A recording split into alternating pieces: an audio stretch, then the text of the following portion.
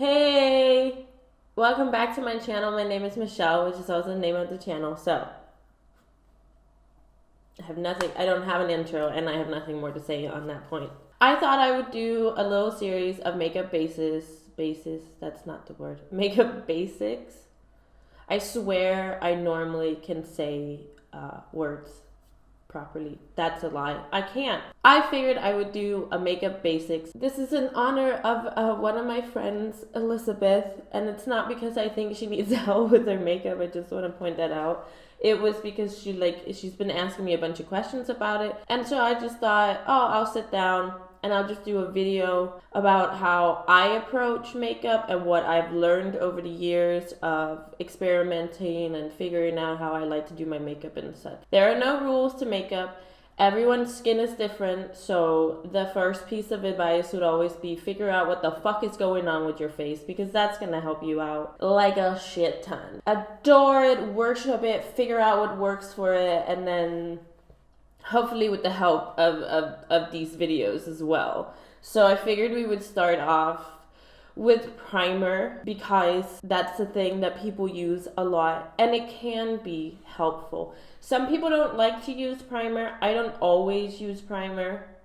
It depends if I forget it or not. But what I've really learned with primer is that there are, again, like with every makeup, no one size fits all kind of situation because all our skin is different. But if you use primer wisely, it can help you a lot. Like a lot.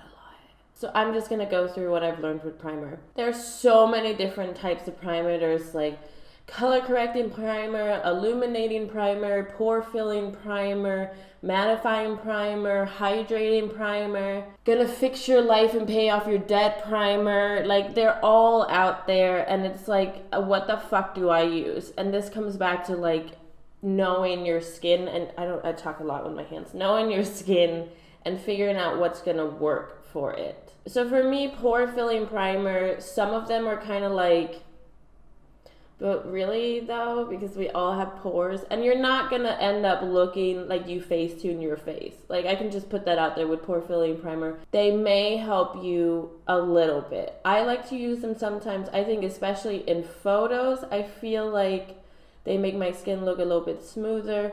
Some of them are just like straight up silicone, which for me kind of disrupts my foundation a little bit, so I try to avoid the ones that are just like, you could just go buy like silicone at a hardware store and put it on your face type of primers. I don't like those. That's just me. If they work for you, good for you. How? I have combination skin, so I get very oily here. I have a bit of pores here because I'm a human being. I have a bit of texture on my skin, but I also have dry patches, especially around my breakouts. I get a lot of dry patches right here, super dry. I have like a beard of just weird, and a bit on my forehead gets a bit dry as well. I always start off with trying to do a proper exfoliating gentle face wash and hydrating routine in the morning, and then I'm just gonna, so I have like a couple, oh, where'd it go? I think I own like 2 hydrating primers. I have one from e.l.f., which is hydrating, like really, and then I have Coconut Skin Smoothie Primer Moisturizer from First Aid Beauty. I got this in like a little subscription box thing, and I have been enjoying the shit out of this because it's like a perfect mixture between a primer and a moisturizer, and I feel like it doesn't make my skin super oily. It just helps it not look so fucking dry and cakey. You know what I'm saying? But then for my T-zone where I get oily, I use one heck of a Blot Instant Perfector Power Primer. Jesus Christ, from Soap and Glory. This shit is magic when it comes to mattifying and like staying matte and staying put, especially on my nose. It is the only thing I can use on my nose where I don't feel like 3 hours later you could fry an egg on it. Like, you could like deep fry. I love to use it here. So that, it sounds like I'm using quite a lot of products, but I am, but it's also because I figured out exactly what I like. So I like to combine products to specific spots on my face. which will be a recurrent theme in these videos, is that you're just like, Jesus fucking Christ, Michelle, how many things do you put on your face? A lot. I put a lot. You don't have to do that, but for what I own, I try to customize it to my face, basically. So that's what we're gonna do today. I'm gonna start off by priming, and I take like a pea size of this one because it will be covering the most areas of my face. And I also get like weird dry skin right here, so I take it up quite a lot.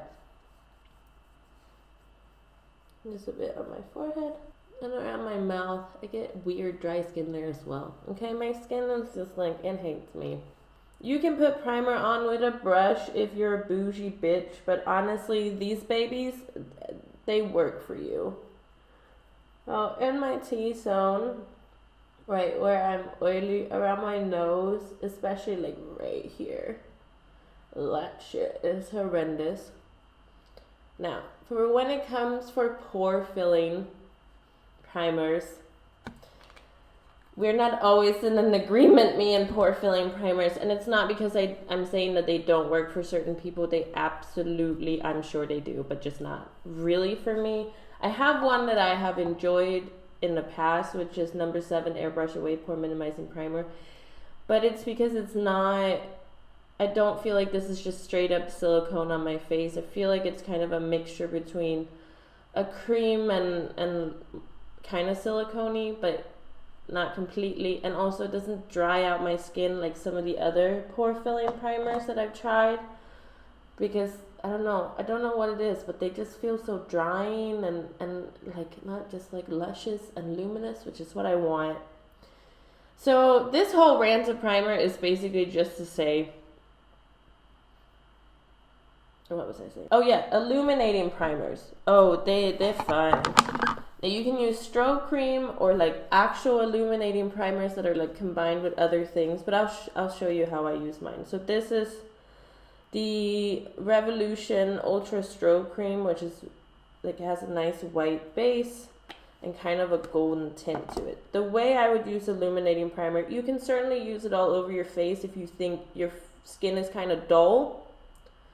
But for me, I don't think my skin is kind of dull. I think my skin is fine, especially because I have a really good skincare routine going on right now, and I just don't need my whole face glowing, because I also put like illuminating foundation on top and then highlighter, and if I do this all over my face, I'm gonna look like the Tin Man by the time I'm done.